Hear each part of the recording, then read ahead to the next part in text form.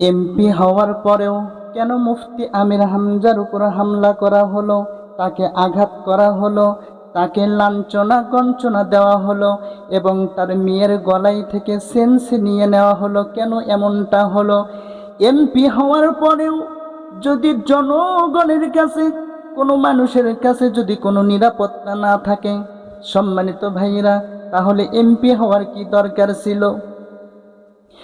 এখন হয়তো বলবেন, তাকে কেন আঘাত করা হয়, তাকে কেন কটূক্তি করা হয়?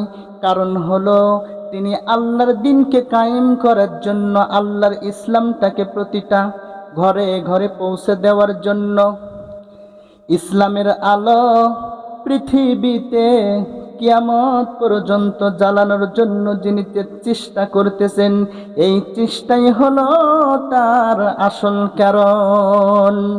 সম্মানিত ভাইরা, এই বাংলাদেশের মানুষ চায় না এই বাংলাদেশে ইসলাম কায়েম হোক, আল্লাহর কোরআন অনুযায়ী দেশ পরিচালনা হোক। এটা বাংলাদেশের মানুষ চায় না।